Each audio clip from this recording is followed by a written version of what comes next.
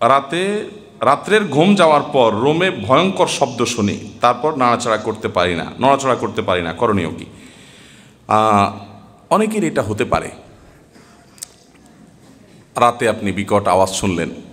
অনেক সময় দেখা যায় অনেকে অভিযোগ করে যে রাতে ঘুমায় আসি, টয়লেটে কোনো মানুষজন কেউ নাই, কিন্তু পানির শব্দ পুরা ফুল ভলিউমে, আপনার টেপ ছাড়া, পুরা টেপ ছেড়ে দেওয়া, সরসর করে পানি পড়তেছে, মানুষ কেউ নেই, দরজা খুলে দেখি কেউ নেই, কোনো আওয়াজও আর নেই। এরকম অসুবিধা হয়। এগুলোকে ডাক্তাররা, মানসিক চিকিৎসকরা নানা রকমের ব্যাখ্যা করবেন। অনেক ক্ষেত্রে তাদের ব্যাখ্যা সঠিক হতে পারে, কিন্তু একটা কথা মনে রাখবেন, জিনের অস্তিত্বকে এখনো পর্যন্ত বিজ্ঞান স্বীকার করে নাই, কিন্তু জিনের অস্তিত্ব আছে। কোরআনে কারিমে সূরা জিন এবং অন্যান্য জায়গায় আল্লাহ তাআলা জিনের অস্তিত্বের কথা বলেছেন, যাদেরকে আমরা দেখি না। মানুষের মতো এরকম আরেকটা সৃষ্টি আছে যারা বাতার সাথে মিশতে পারে, যারা কোনো জায়গায় আছে, আমরা তাদেরকে দেখি না। এরকম জিনের অস্তিত্ব নিয়ে আজকে এখানে একজন মেহমান আসছেন, নাহিদ ভাই নাম, ইঞ্জিনিয়ার নাহিদ ভাই, ওই যে মুজাহিদ ভাই চিনে।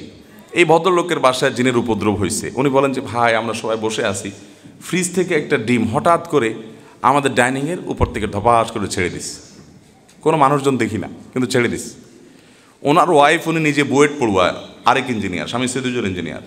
ভাবির বক্তব্য ওনার মাধ্যমে জানলাম আমরা, বলে যে কোমড়া কেটে ফালি করে দুই পাশে রাখছি, এরপর এক টুকরারে আবার অর্ধেক করার পর ডান পাশের টুকরা হাত দিয়ে দেখি নাই, গায়েব হয়ে গেছে, কোনো মানুষজন নাই ওখানে। এগুলোর কি ব্যাখ্যা করবে আমাদের বিজ্ঞান বলেন? মানসিক রোগী তো, মানসিক রোগী কতজনকে বানাবেন আপনি? এই জন্য আল্লাহর অস্তিত্বের ব্যাপারে যদি কারোর পরিপূর্ণ ঈমান আনার ব্যাপারে কোনো ঘাটতি থাকে, সেটা ঈমান আনতে চায়, আল্লাহর অস্তিত্বের ব্যাপারে যদি কারোর ঈমানের ঘাটতিকে দূর করতে চায়, জিনের অস্তিত্ব সম্পর্কে একটু জানার চেষ্টা করলেই হবে। আমাদের যে সমস্ত বন্ধুরা বিজ্ঞানকে ওহি মনে করে না, বিজ্ঞান জিনের অস্তিত্বকে অস্বীকার করে, এই জন্য আমরা অস্বীকার করলাম, আমি তাদেরকে বলবো, ঠিক আছে, আপনি এখানে একটা চ্যালেঞ্জ নেন। বহু জিনে ধরা রোগী এবং জিনের উপদ্রব পৃথিবীতে বা আমাদের দেশে বহু শত শত ফ্যামিলিতে আছে। আপনি একটু যাওয়ার চেষ্টা করেন এবং আপনি নিজে ফিল করার চেষ্টা করেন জিনের অস্তিত্ব আপনি আঁচ করতে পারেন কিনা। আমি তো হলপ করে বলতে পারবো যে আপনি আঁচ করবেন, আর যখন আঁচ করবেন তখন আপনি নিজে বিশ্বাস করবেন। একজন বয়স্ক মানুষ বা অনেক সময় দেখা যায় 12-14 বছরের বয়স্ক বাচ্চা ওই বাঁশ গাছের আগায় উঠে বসে থাকে, বলেন বিজ্ঞান কি ব্যাখ্যা করবে? যারা দেখতেছে তাদের চোখের সমস্যা, মানসিক রোগী, কয়জনের মানসিক রোগ? পুরো গ্রামের মানুষ দেখতেছে, আবার নিচে নেমেও আসতেছে। হয় কি হয় না এগুলো? আবার এটাও ঠিক যে একজন মানসিক রোগীকে জিনের রোগী বানায়া অহেতুক ধান্দা করে কবিরাজরা, সেখান থেকে পয়সা খায়, সেটাও সত্য। অতএব ওইটার কারণে আপনি জিনের অস্তিত্বকে অস্বীকার করতে পারেন না। তো যাই হোক, এ ধরনের বিষয় যদি হয়, তাহলে জিনের উপদ্রব থেকে বাঁচার জন্য আমলগুলো করবেন। কি আমল আছে এর জন্য? একটা ইফেক্টিভ আমল এবং হাদিস বর্ণিত আমল হলো সূরা বাকারা তেলাওয়াত করা। তেলাওয়াত করতে না পারলে তেলাওয়াত চালু করে রাখবেন। অডিও চালু করে রাখলেও অভিজ্ঞতা দ্বারা, তাজরিবা দ্বারা প্রমাণিত যে এর দ্বারা উপকার হয়। বিশেষ করে হারামের কিছু ইমামরা আছেন, শেখ মাহের মুআইকিলি, আরও কয়েকজন আছেন, যে কোনো তেলাওয়াতি নর্মালি রুকিয়া লিখে আপনি সার্চ দিলে দেখবেন আজকাল সব জায়গায় অ্যাপে, ইউটিউবে পেয়ে যাবেন। আপনি চালু করে রাখেন, ইনশাআল্লাহ দুষ্ট জিনের উপদ্রব থেকে বাঁচতে পারবেন। এছাড়া দুষ্ট জিন বা শয়তানের উপদ্রব থেকে বাঁচার জন্য বাসায় ঢোকার সময় বিসমিল্লাহ বলে ঢুকবেন, বের হওয়ার সময় বিসমিল্লাহ বলে ঢুকবেন, সালাম দিয়ে প্রবেশ করবেন। শুধু আপনি না, যতজন ঢুকবে ততজন। কারণ হাদিসে আসছে, কেউ বাসায় ঢুকতে গেলে তার সাথে সাথে শয়তান আসে। সে যখন বিসমিল্লাহ বলে ঢুকে, শয়তান বলে লা মাবিত লাকুম, আজকে এই বাসায় আর থাকার সুযোগ না, ঢুকার সুযোগ পাইলাম না। আর বিসমিল্লাহ বলতে ভুলে গেলে তার সাথে ঢুকে পড়ে। ঠিক একইভাবে টয়লেট, এটা হলো শয়তানের একটা বড় আস্তানা। এই জন্য টয়লেট সবসময় বন্ধ রাখতে হয়। দেখেন আধুনিক সভ্যতা টয়লেট আমাদের ঘরের ভিতর দিয়ে দিছে। আমরা বলি কি সুন্দর লাইফ, বিছানার পাশেই টয়লেট। কয়দিন পরে হয়তো বিছানার উপরেই টয়লেট থাকবে, হয়তো সেই তথ্য প্রযুক্তি আসবে।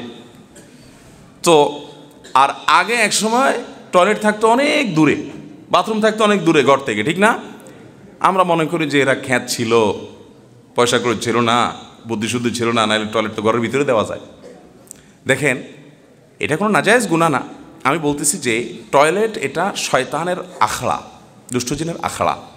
এই জন্য এই টয়লেট আপনার বাসা বাড়িতে থাকুক, কিন্তু এটার দরজা আপনি বন্ধ করে রাখবেন।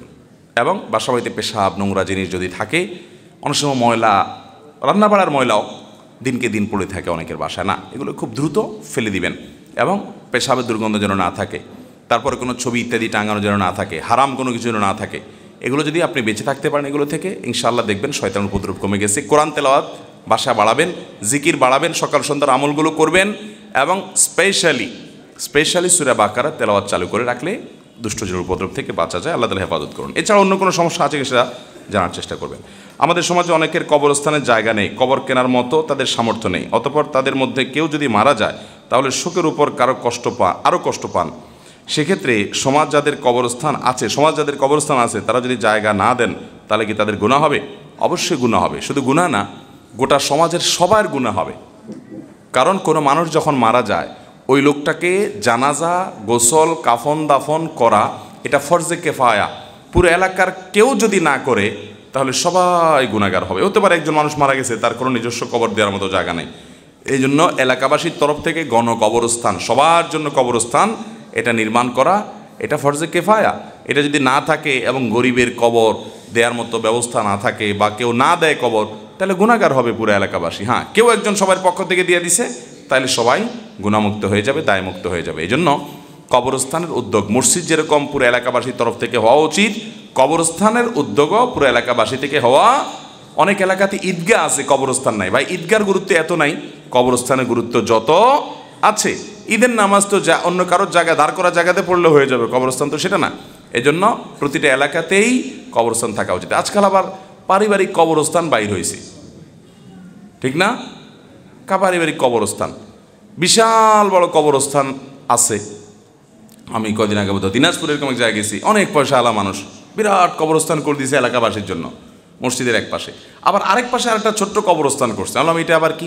বলে এটা আমাদের ফ্যামিলির জন্য। বললাম মরে কবরে চলে যাবেন ভাই, এখানেও আবার আমাদের ফ্যামিলির কবর, আমরা এখানে শোবো, এটা নেতাদের কবর। এই পাগলামির কোনো শেষ আছে? আলহাকুমুত তাকাসুর হাত্তা যুরতুমুল মাকাবির। কবরস্থান পর্যন্ত যাওয়া পর্যন্ত গর্ব, ফখর। এই জন্য কবরস্থানে শোয়াটাই হলো সুন্নাহ।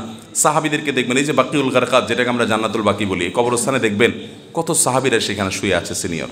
সেখানে আমরা সাধারণ মানুষ মারা গেলেও কবর পাচ্ছে, সাহাবীরা সেখানে শুয়ে আছে। তাদের কোনো অহংকার না যে আমাকে আলাদা দিতে হবে। হ্যাঁ, নবী রাসূলদের কবরের ব্যাপার ভিন্ন এবং তাদের সাথে অন্য যাদের কবর অনুমোদিত করা হয়েছে তাদের এক্সেপশন।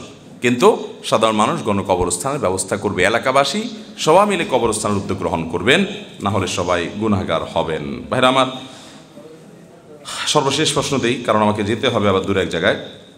কতক্ষণ লাগবে ভাই? কতক্ষণ দূরত্ব? শেষ করা জরুরি, নোটিশ এসে গেছে। ঠিক আছে। গ্রামাঞ্চলের অধিকাংশ মসজিদের ইমাম খতিবের বেতন একেবারেই কম, এক্ষেত্রে এলাকাবাসী গুনাহগার হবে কিনা, এবং গ্রামের একজন মুয়াজ্জিন, ইমাম ও খতিবের সাধারণ বেতন স্কেল কত হওয়া উচিত? উপযুক্ত বেতন দিতে না পারলে কমিটির করণীয় কী? এছাড়া মসজিদ কমিটি তাদের সাথে কেমন ব্যবহার করলে গুনাহগার হবে? অনেকগুলো প্রশ্ন একসাথে করে ফেলছেন। এ বিষয়ে জবাব দেওয়ার আগে বলতে চাই, কদিন আগে একটা ভিডিও ফুটেজ দেখছি আমি, আপনারা কেউ কেউ দেখছেন কিনা জানি না। ইন্ডিয়ার একজন আলেম, ভারতের একজন আলেম, উনি এরকম কোন এক মাহফিলে বক্তব্য দিচ্ছেন স্টেজে, পাশে মসজিদের ইমাম সাহেব ছিল এলাকার। তো এই ইমাম সাহেবকে জিজ্ঞেস করতেছে, আপনি কি এলাকার ইমাম? অনেকে বলে রাতে আয়না দেখা ভালো না, তাকে আদর্শত্ব ও কোরআন হাদিসের যুক্তি পেশ করুন। এটা কোনো আয়না ব্যবসায়ী মাসালাটা বাইর করছে মনে হয়। ভাঙা আয়নায় মুখ দেখলে ক্ষতি হবে, যাতে করে আয়নাটা ফেলা দিয়ে আরেকটা নতুন কিনে, এরকম কোনো কুমতলবে কোনো আয়নার দোকানদার এরকম মাসালা টাসালা বাইর করছে মনে হয়। কোরআন হাদিসে এরকম কোনো কথা নাই যে ভাঙা আয়না মুখ দেখলে সমস্যা হবে অথবা রাতের বেলা আয়না দেখলে অসুবিধা হবে। আমি মাঝে মধ্যে চিন্তা করি, কিছু কিছু বানোয়াট মাসআলা আমাদের সমাজে কোত্থেকে আসলো। মনে হয় কোনো মুরব্বীরা ভালো উদ্দেশ্যে হাদিসগুলো বানাইছে।